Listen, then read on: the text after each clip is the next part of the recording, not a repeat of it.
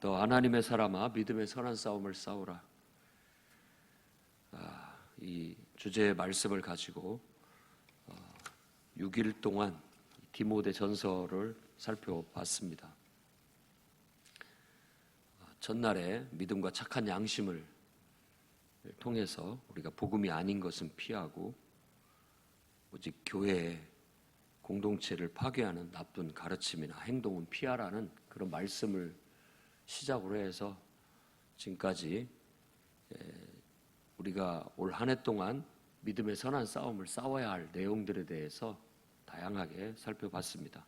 오늘은 이제 그 마지막 말씀으로 디모데전서 6장을 통하여 끝까지 믿음을 지키자라는 그런 제목으로 네 가지를 말씀드리고자 합니다. 첫째는 하나님의 이름이 비방을 받지 않고 복음의 대의가 방해를 받지 않도록 항상 처신하시기 바랍니다. 하나님의 이름이 비방을 받지 않고 오히려 칭찬을 받도록 해야 되겠고, 복음이라는 이건 대의라고 봐야 됩니다. 복음을 통해서 사람을 바로잡고 바로 세우고 세상을 계몽해 나간다고 우리는 확신합니다. 그래서 이런 일들을 하는데 이런 것들이 비방을 받거나 방해를 받지 않도록 우리가 처신을 해야 됩니다. 그래서 오늘 말씀에는 그 한 실예로 이제 노예제도가 성행한 시대에 한 그 주인과 거기에 있는 종, 노예의 관계에 대해서 설명을 합니다. 주인이 신실한 믿음을 가진 형제이기 때문에 아주 친절하게 호의적으로 잘 대해준다 할지라도 가볍게 여기지 말아라. 함부로, 이 가볍게 여기지 말라는 것은 가볍게 행동한다는 것으로서 이렇게 함부로 행동한다는 뜻입니다. 말도 잘 안 듣고 통제도 잘 따르지 않고 제멋대로 행동하려고 하는.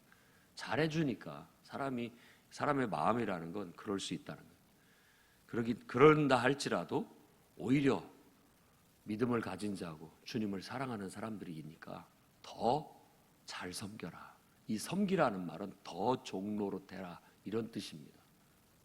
더 종으로서 충실하게 성실하게 행동해야 된다.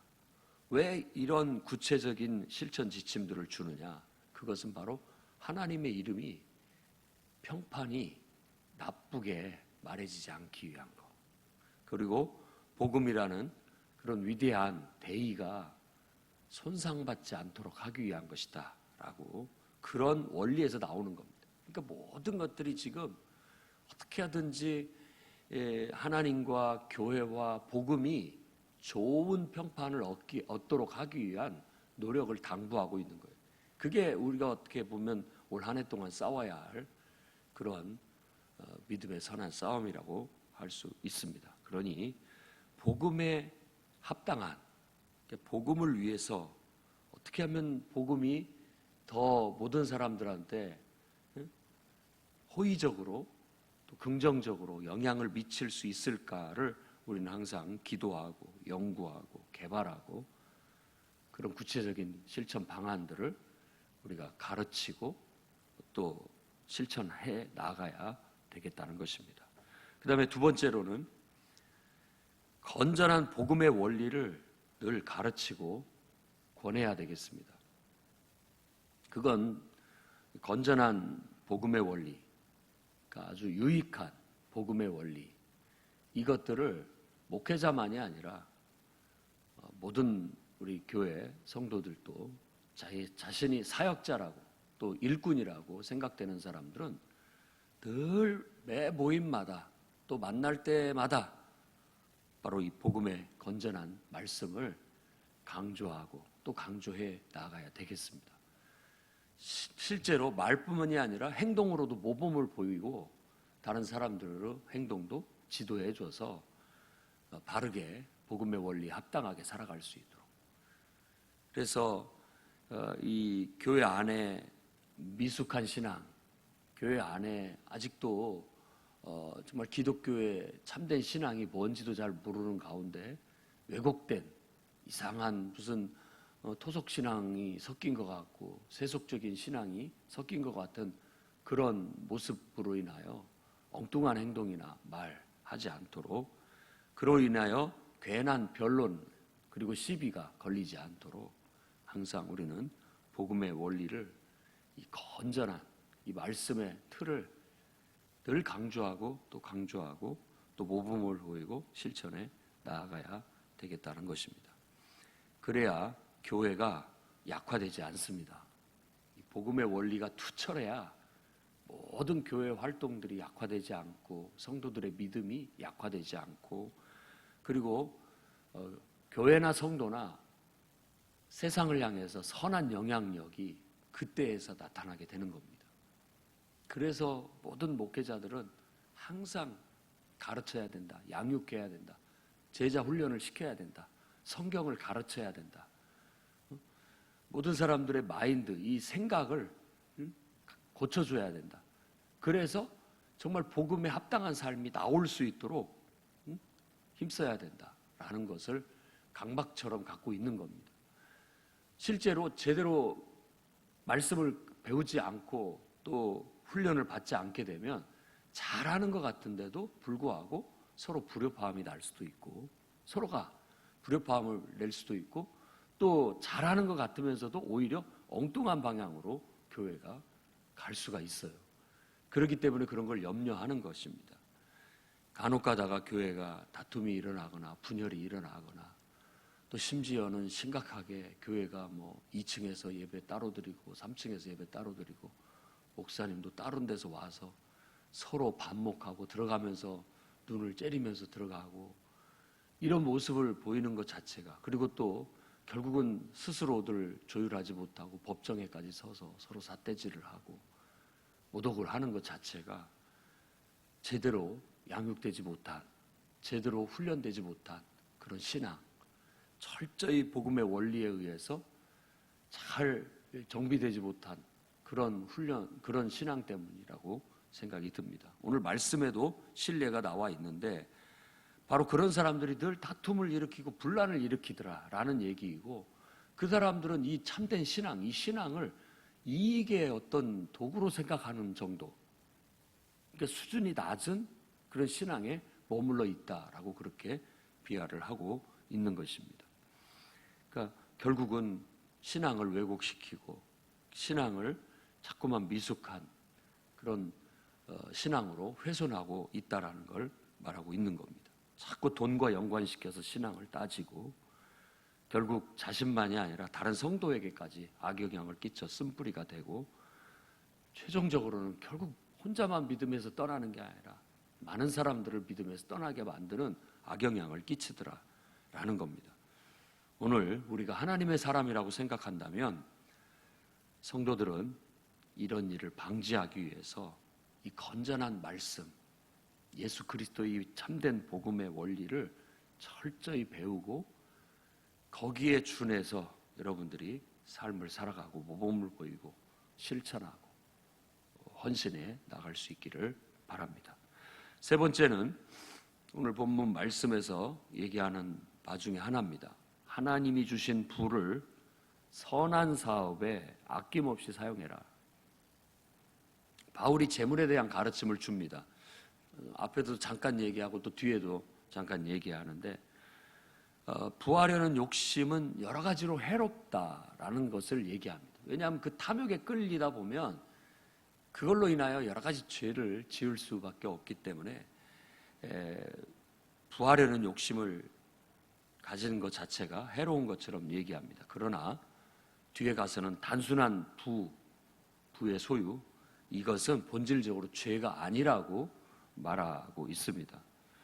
오히려 부한 사람은 그렇기 때문에 이걸 죄가 아니기 때문에 종말론적인 신앙에 맞추어서 처신을 해야 된다라고 그렇게 권면을 하고 있습니다. 그들이 얻은 부는 하나님이 주신 선물이라는 겁니다.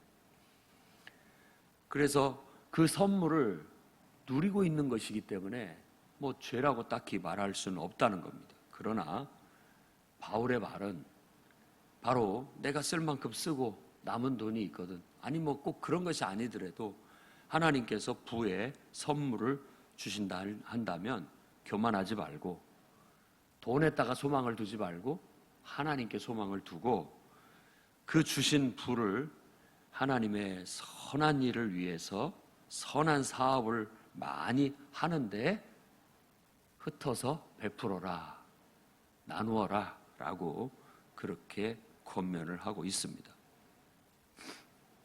실제 돈이 있는 사람들이 선한 사업을 많이 하던 때가 있었습니다. 돈을 들여서 자기 돈으로 학교를 세우고, 미국의 사립학교들이 대부분 그렇게 세워진 학교들입니다. 그리고 병원을 세우고, 그래서 병원 이름을 자기 이름으로 그렇게 부르는 경우들이 많이 있었죠. 세브란스 병원이라든지 여러 가지 이런 것들이 그들의 이름을 따서 지은 병원들입니다. 그리고 교회도 지어준 사례들도 많이 있고요. 그다음에 또 부자들이 예술가들을 후원하는 일들이 많이 있었습니다. 그래서 가난한 그냥 예술에 탁월한 재능이 있는 사람들이 수작들을 낼 수 있는 기회가 됐던 거예요. 부자들이 돈을 대서 그림 그리는 사람들이 그림을 그리는 거예요. 후원을 해주니까. 그리고 음악하는 사람들도 이 돈 있는 사람들이 이렇게 지원금을 계속 대주니까 마음껏 작곡을 할 수 있고, 그렇게 해서 아주 훌륭한 곡들을 많이 만들어내서 지금까지도 유명한 사람들이 많이 나타나게 된 겁니다. 그뿐만이 아니라 여러 방면에서 바로 돈을 선하게 쓰는 사람들에 의해서 세상이 더 살기 좋고 또 많은 사람들에게 기쁨을 줄 수 있는 일들도 얼마든지 많이 있을 수 있다라는 겁니다. 어찌 보면 하나님이 주신 부는 나만을 위한 것이 아니구나 라고 하면서 사회에 이렇게 다양한 좋은 일들을 위해서 쓰게 된다면 하나님께서 그건 기뻐하실 일이다라고 그렇게 권면을 하고 있는 겁니다.